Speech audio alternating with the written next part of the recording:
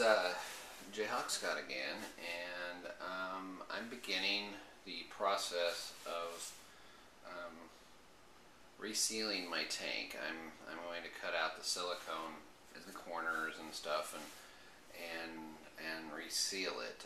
The tank I have is, wow, about 20 years old, and it's never been resealed, and the silicone, I don't know if you can see it in here, is really dried out, and it's kind of had it. I've removed the silicone from this one corner here,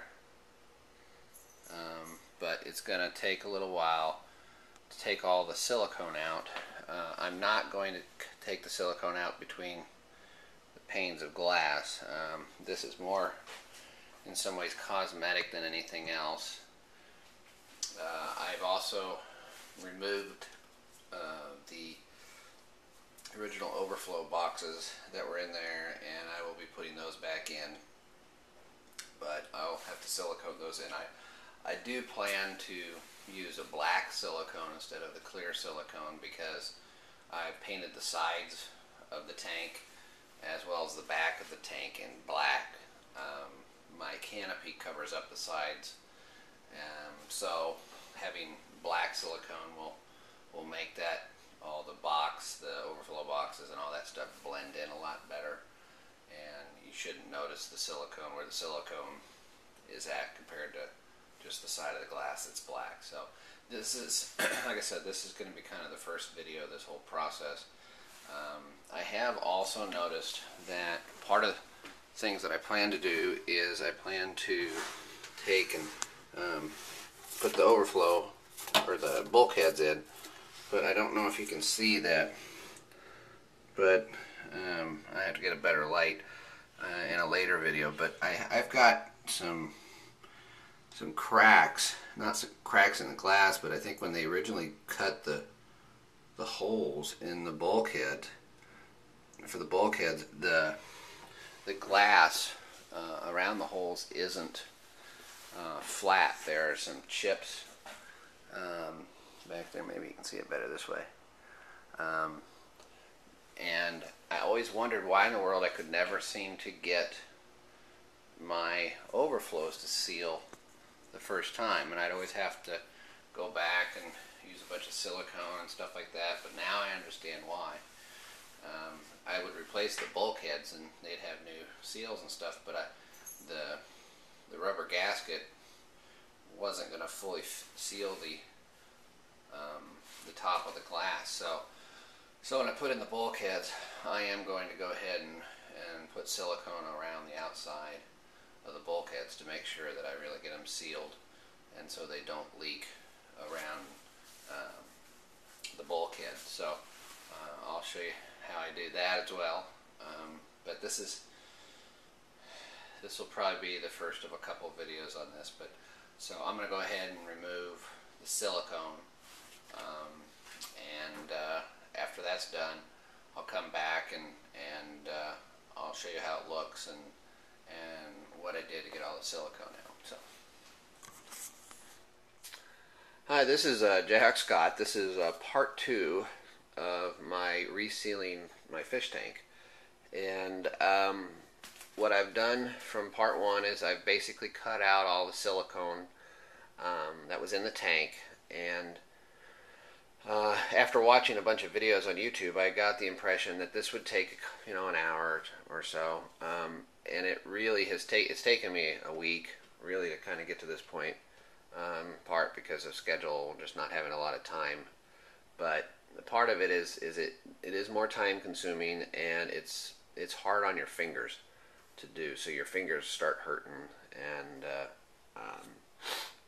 and you got to take a break. So the reason that my fingers would start hurting is that I found that as I was doing this process, I tried to use a razor blade holder like this, and I would use it quite a bit, but what I found really was the best was just using a plain razor blade by itself.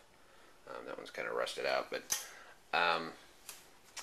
you just got to take your time and just and work the corners, and just be meticulous about it, because the more silicone that you leave, that you're going to be putting silicone over the top of, the weaker your seal will be, because the silicone won't really stick to itself. So take your time and get it done. One of the things that you have to be real careful about is when you look at a fish tank, when you got a glass tank, you've got on the corners, you've got one pane of glass here that butts up against the side, and you have to look and see which way they butt up against each other. In this case, the front pane of glass goes in front of the side pane. So when you're cleaning out, when you're going this way, you can see the overlap. You have to be real careful that you don't take and push your razor blade into the silicone that's holding the panes of glass together, because that every time you would go in there, you're going to weaken that bond, and you really don't want to do that. Now, if you are going to go ahead and totally remove all the panes of glass and take and completely tear the tank apart, then that's another story. I'm not going to do that. I don't want to get into that. That's way too much for me. But be real careful when you're cutting the silicone out. One way, when your razor blade's going into another piece of glass, you can push really hard, but the other side, you've got to be pretty careful. Another thing that I've seen on some of the other people's YouTube videos is I've seen them take off the end cap or the brace on the top. I'm not doing that. One of the main reasons I'm not doing that is I've also got a center brace, a glass brace in the middle here. I got a bunch of crap up on here, but I don't want to take that thing out, and I don't want to get into trying to remove this whole thing. I just don't think there's the benefit in it. So I'm leaving it in place, but I did cut the silicone out from underneath it. I don't know if you can see it, you really can't. But I did remove the silicone on the top of the tank. But the top of the tank is in some ways the hardest part, because when you're dealing on the bottom of the tank and the sides of the tank, you're dealing with your razor blade on glass, and the razor blade just glides across the glass. But when you're talking the end cap on the top, that's plastic, and the razor blade will gouge into the plastic, and so you can't just push the razor blade into the plastic and have it glide across there and cut the silicone out. You got to be careful and keep your razor blade at an angle such that it won't cut the plastic too much. So you just take your time, you can see here I've got a lot of silicone. I've just left all the silicone in here. You can see different types where it's just kind of a light shaving that I've been cleaning up more, and then you got big chunks of it. It just take your time and be meticulous about it, because the better you get it clean, the better your seal is going to be. If you half-ass it, you're going to do it again, and because you're going to have a leak, or you have a better chance for a leak. And so I found that the silicone that was coming out needed to come out. It was in better shape than I thought it would be, to be honest, but it really did need to probably be replaced. This tank's probably 20 years old, so the silicone had been in there that long, and it had been, at times this tank sat dry for quite a while, so it was time to replace it. What else can I think of? That's really about it. One of the things I did want to say is that recently I hit 50 subscribers on my channel, and I'm just kind of blown away by the fact that there's that many people out here that are wanting to watch these videos, and it really encourages me to try to do more of them. And so I've got more videos planned coming up. But I just wanted to say thank you to all my subscribers, and welcome the new subscribers that I've got. If there's anything that you see on my channel that you have questions about, just send me a message, send me a comment. If you've got any suggestions, I'm always open to suggestions, and curious to hear what other people have in mind.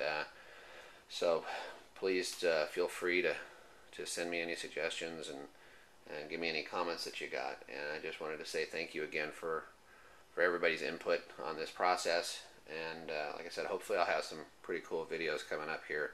I got some really neat ideas of things that I'm going to do with an automatic water change system, and I'm going to be building my new sump here before too long and designing that whole thing.